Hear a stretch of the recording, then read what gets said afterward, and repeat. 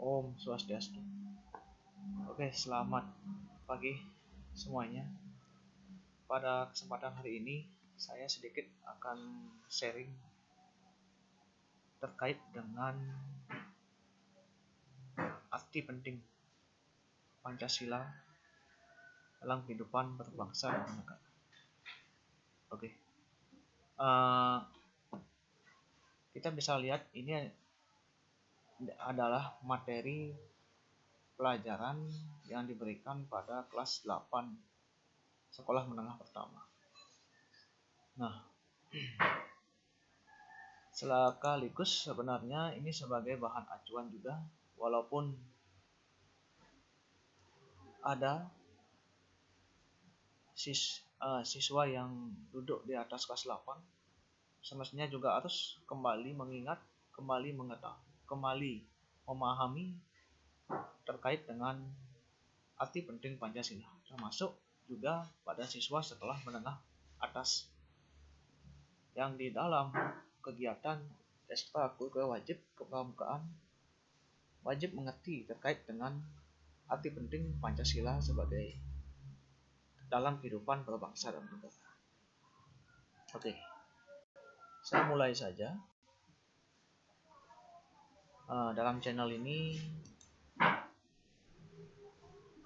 ini saya akan pilah menjadi beberapa bagian, dan ini dari video saya yang pertama terkait judul tentang memahami kedudukan dan fungsi Pancasila. Kita berangkat dari bagaimana kedudukan atau arti penting Pancasila, arti penting atau fungsi Pancasila dalam kehidupan berbangsa dan negara. Oke, kita mulai ke abad ke-14. Abad ke-14 pada masa Kerajaan Majapahit. Nah, terkait dengan di dalam Kerajaan Majapahit itu tertuang dua karya sastra lawan. Yang pertama ada Negara Kertagama, kemudian ada Kitab Sutasoma. Nah, di sanalah mulai dikenal yang namanya Pancasila di dua buku ini. Tapi sebelumnya juga Pancasila juga tertuang di dalam kitab suci Tripitaka. Di sana disebutkan ada Dasasila dan juga ada Pancasila. Nah, jadi Pancasila itu kita ambil saja pada zaman Kerajaan Majapahit itu ada Panca, yaitu 5, Sila itu artinya sendi. Artinya batu sendi yang 5 gitu. Kalau kita ambil artinya dari segi etimologis asal katanya. Oke. Jadi selain batu sendi yang 5 juga diartikan sama artinya dengan pelaksanaan kesusilaan yang 5. Nah, di dalam kitab Negara Kertagama dan Sutasoma jelas disebutkan pelaksanaan kesusilaan yang dimaksud yaitu dilarang melakukan kekerasan, kemudian dilarang mencuri, kemudian dilarang berjiwa dengki, kemudian dilarang berbohong, dilarang mabuk minuman keras. Oke, kita berangkat dari 5 ini dulu. Lalu, nah, kita lihat secara historis lainnya. Nah, di dalam sidang BPUPKI pertanggal 28 Mei 29 dan dilanjutkan ke 29, 30 dan dilanjutkan ke tanggal 1 Juni yang kita kenal dari lahirnya Pancasila itu ya. Walaupun sebenarnya pada tanggal 1 Juni itu kalau kita kaji secara baik-baik itu hanya lahir istilah saja. Karena sebenarnya pada zaman Kerajaan Majapahit pun kita sudah mengenal, sudah melaksanakan nilai-nilai yang terkandung dalam Pancasila. Cuman kita belum menasbihkan, belum menetapkan Pancasila sebagai dasar negara gitu. Nah, kita berangkat dari pendapat Muhammadiyah, yaitu bahwa Pancasila adalah 5 dasar yang berisi pedoman atau aturan tingkah laku yang penting dan baik. Jadi 5 dasar atau pedoman atau aturan tingkah laku yang penting dan baik. Nah, ini Muhammad Yamin, ini yang pertama kali, tokoh yang pertama kali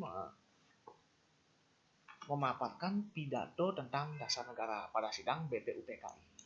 Kemudian Insinyur Soekarno. Nah, kita langsung loncat ke Insinyur Soekarno ya. Isi jiwa bangsa Indonesia secara turun-temurun terpendam bisu oleh kebudayaan Barat. Jadi Pancasila ini dianggap terpendam karena kita dijajah otomatis kebudayaan Barat itu masuk.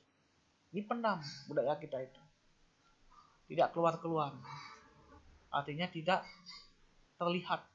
Padahal budaya itu adalah kebudayaan asli Pancasila. Itu asli dari kita. Dan sebenarnya pun sudah kita laksanakan. Tetapi tidak kita sadari. Karena tertutup oleh kebudayaan Barat.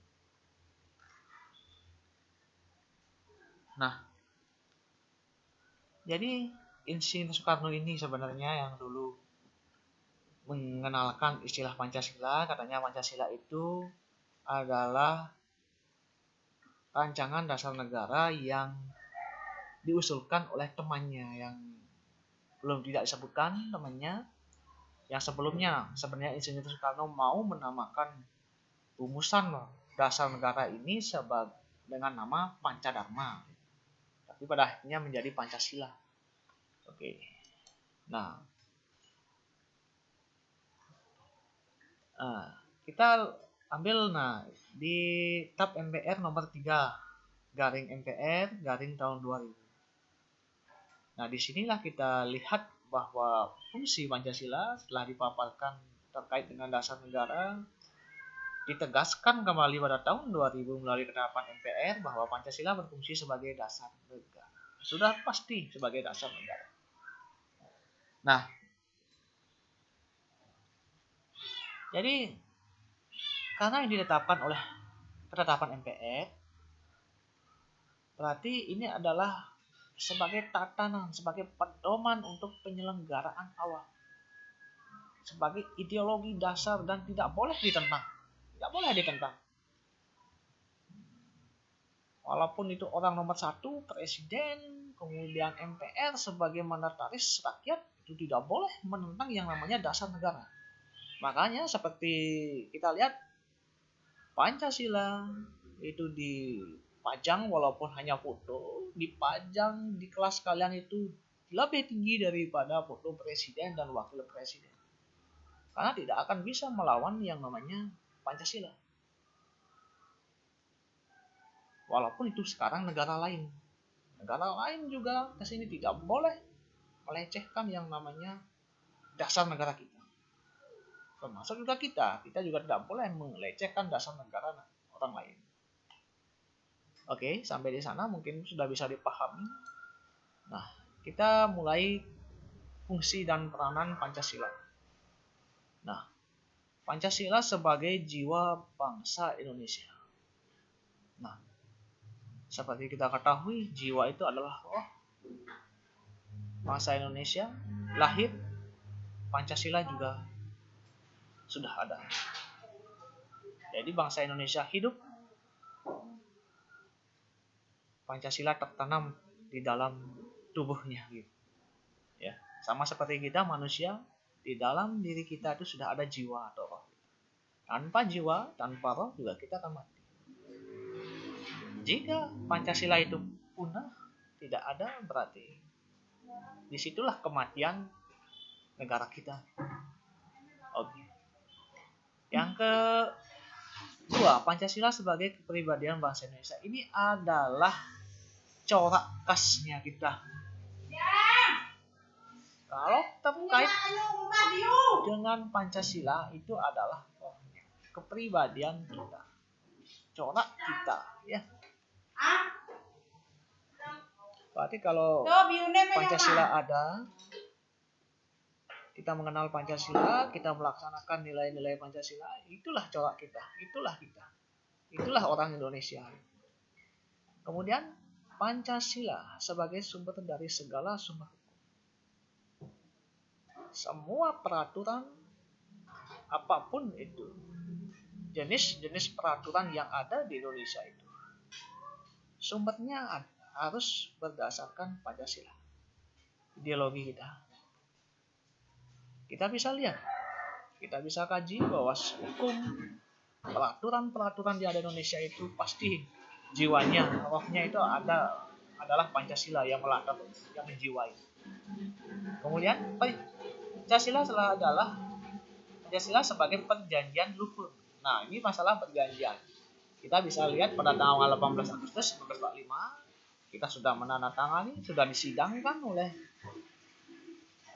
pendiri bangsa kita melalui PPKI bahwa Pancasila itu ditetapkan sebagai ideologi. Artinya Pancasila ini merupakan hasil perjanjian dengan rakyat Indonesia. Wajib hukumnya kalian selaku generasi, saya juga selaku generasi, dan yang insan yang lain, masyarakat Indonesia wajib hukumnya, wajib melaksanakan nilai-nilai yang ada di dalam Pancasila, wajib. Yang kelima ya, Pancasila sebagai cita-cita dan tujuan bangsa Indonesia. Kita sudah merumuskan di dalam Undang-Undang Pembukaan Undang-Undang Dasar 1945 sudah ada yang namanya tujuan bangsa Indonesia seperti apa. Cita-cita kita mewujudkan masyarakat adil dan makmur. Pancasila harus didasarkan Pancasila. Nah, karena di terakhir di dalam pembukaan Undang-Undang Dasar 1945, kalian lihat paling akhir itu adalah dasar negara kita, sila Pancasila. Jadi cita-citanya tetap dasarnya, penggeraknya adalah Pancasila. Tetap awalnya Pancasila. Nah, yang ke-6, Pancasila sebagai satu-satunya asas dalam kehidupan berbangsa dan bernegara. Ini konsekuensinya. Asas segala segi kehidupan. Semua berasaskan dengan Pancasila.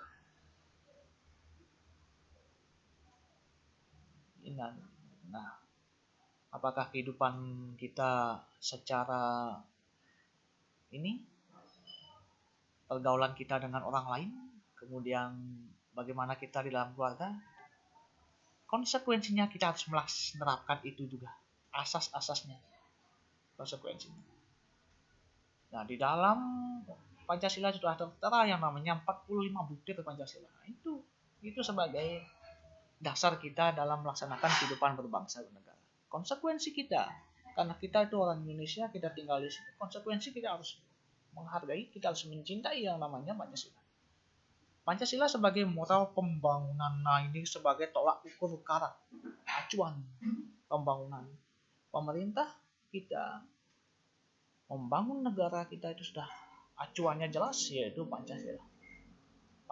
Dari Pancasila itu dituangkan ke dalam Undang-Undang Dasar 1945 sebagai konstitusi negara, kemudian dituangkan lagi di dalam peraturan-peraturan undang-undang, kemudian ke peraturan-peraturan lagi. Semua dasarnya, muaranya adalah Pancasila. Dasarnya Pancasila ya. Oke. Nah,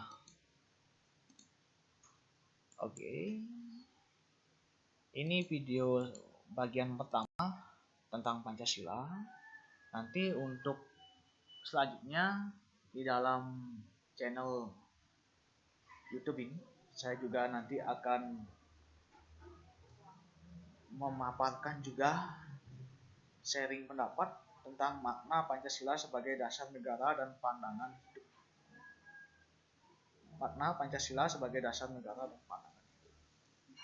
Nah, ini hanya video bagian pertama, jadi bersambung sebenarnya. Nah, mudah-mudahan untuk siswa kelas 8 manapun menjadi materi memperkaya kesana materi tentang Pancasila, bagi yang lain juga SMA mengingatkan kembali, walaupun di sekolah lebih lengkap misalkan gurunya menjelaskan, mudah-mudahan ini menjadi ringkasan padat membantu untuk merangkum materi, mudah-mudahan membantu. Nah, untuk bagian pertama tentang fungsi dan peranan memahami dan kedudukan dan fungsi Pancasila, saya akhiri sampai di sini dan kita lanjutkan ke bagian kedua. Saya tutup dengan Patama Santi. Om Santi Santi Santi.